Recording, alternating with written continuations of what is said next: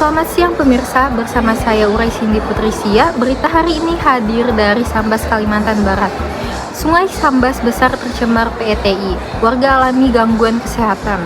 Pencemaran lingkungan menjadi sorotan warga sepanjang aliran Sungai Sambas besar.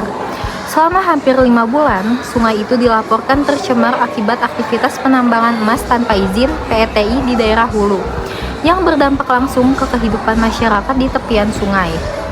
Laporan warga dan kepala desa, sebanyak 12 kepala desa dari Kecamatan Sejangkung secara kolektif melaporkan kejadian ini ke Polda Kalbar.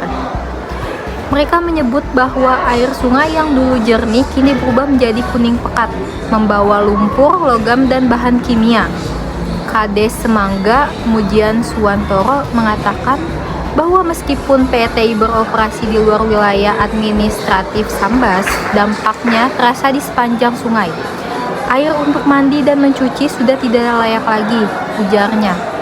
Warga di desa-desa sepanjang aliran sungai menyampaikan keluhan meningkatnya kasus diare, gatal-gatal, dan iritasi kulit setelah menggunakan air sungai yang tercemar.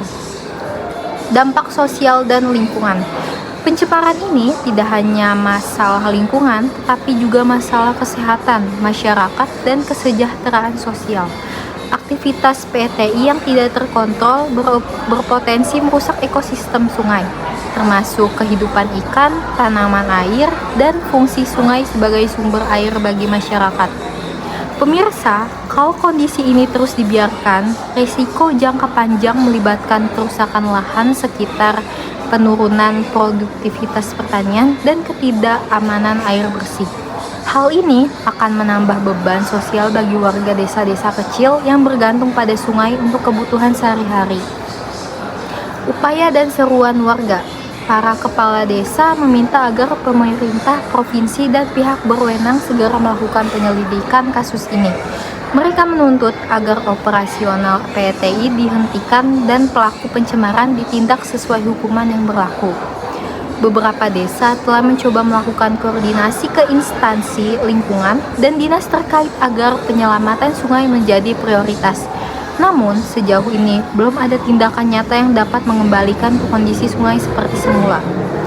Keseriusan di lembaga peradilan, sementara itu catatan dari Pengadilan Negeri PN Sambas menunjukkan tantangan signifikan di bidang hukum dan kriminal.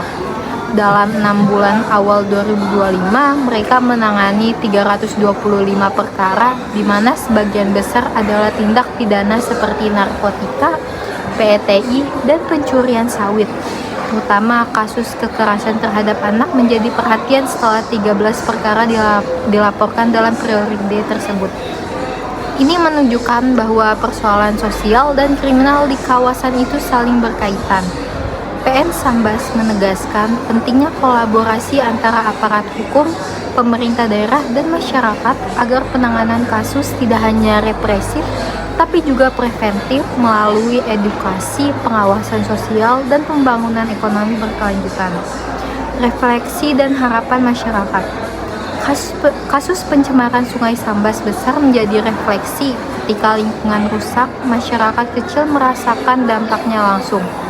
Isu ini menyentuh banyak aspek kesehatan, ekonomi rumah tangga, dan keadilan sosial. Kedepan masyarakat berharap agar ada audit lingkungan independen untuk menilai kerusakan. Pemerintah menganggarkan program rehabilitasi sungai, sistem pengaduan warga diperkuat agar suara masyarakat pelosok tidak hilang, kampanye kesadaran lingkungan dijalankan di sekolah dan desa. Jika langkah nyata dilakukan, Sungai Sambas bisa mendapat kesempatan pulih dan warga tepi sungai kembali mendapatkan air bersih seperti semula. Nah, itu dia berita kita hari ini. Terima kasih semua.